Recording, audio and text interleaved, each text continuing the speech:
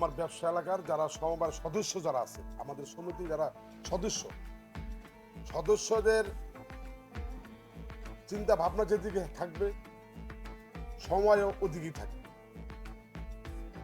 আমরা মেয়াদ উত্তীর্ণ অবস্থায় আছি, পরবর্তী একটা কমিটি না হওয়া পর্যন্ত আমরাই থাকবো। ব্যবসায়ীরা ইনশাল্লাহ, আমাদের এখানে কিছু সাব কমিটি আছে, প্রত্যেকটা মার্কেট কিন্তু আমাদের কমিটি আছে একটা করে সাব।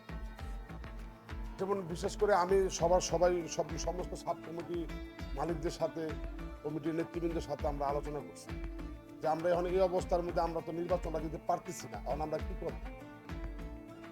সর্বস্তরে কমিটির নেতা যারা আছেন প্লাস ব্যবসায়ীরা সবাই বলতেছে না, যেহেতু 5 আগস্টের পর থেকে এই পর্যন্ত সারা বাংলাদেশে একটা নজির ইতিহাস সৃষ্টি হয়েছে যে আমাদের এলাকায় কোনো চাঁদাবাজি নাই। সুন্দর একটা সুষ্ঠুভাবে আমরা এই সমিতি প্লাস আমাদের এলাকার আইন শৃঙ্খলা, এলাকার ক্ষতি যাতে না হয়, সব দিকে আমরা ই করতে সক্ষম হয়েছি। যার জন্য তারা চাইতেছে যে আপনারা থাকবেন। নির্বাচন তো আমাদের বড় মুখ্য বিষয় না, ভোট হইব, ভোট কিন্তু ভোট ছাড়াই তো আমরা আপনাদের সমর্থন দিতেছি। কমিটি কিন্তু আমাদেরকে আবার একটা সমর্থন দিয়ে গেছে। যার জন্য দেখেন, আপনি একটা মার্কেটে 200 ব্যবসায়ী আছে, 200 মার্কেট কমিটি কিন্তু একটা সাব কমিটি তৈরি করছে, 25 জন 30 জন একটা সাব কমিটি আছে। সাব কমিটি 25-30 জন আবার ব্যবসাদের সাথে আলোচনা করে কিন্তু আমাদেরকে সমর্থন করতেছে যে আপনারই থাকবেন। বিষয়টা বুঝতে পারছেন?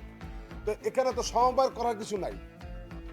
সমবায় কি করবে? সমবায়ের কাছে যদি আমাদেরই ব্যবসায়ীরা যাইতো যে আমরা অনেক নির্বাচন চাই, এটা করেন ওইটা করেন, সমবায় একটা কাগজ দিতে পারবো। কাগজ দেওয়ার পরবর্তী পর্যায়ে আমরা যদি রিড করে দিই তো ওই সমবায় আমরাই দেখতে থাকবো, তাই না? কিন্তু আমরা এটা চাই না। আমরা চাই নির্বাচন, তবে নির্বাচন হইতে হইলে আমাদের ওই পরিবেশটা এখন আর নাই। যেহেতু সমবায় আমাদের নির্বাচনটা বন্ধ করে দিচ্ছে, এখন তো আমাদের তো কোনো অপরাধ নাই, কারণ আমরা তো নির্বাচন চাইছি।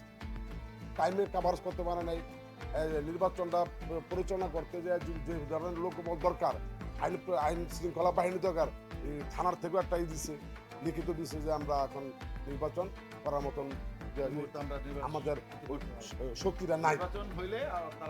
তবে জাতীয় নির্বাচনের পরে ইনশাল্লাহ নির্বাচন হয়ে যাবে। ফেব্রুয়ারিতে জাতীয় নির্বাচন।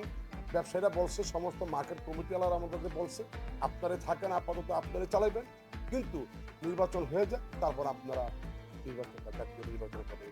আমরা তো চাইছি নির্বাচন দেওয়ার জন্য, নির্বাচন যেহেতু স্থগিত করেছে সরকার। আর আরেকটা বিষয় আমি আপনাকে বলি, ইউনুস গভর্নমেন্টও তো বলছে যে 3 মাসের মধ্যে নির্বাচন দিয়ে দিব, বলছে না কি?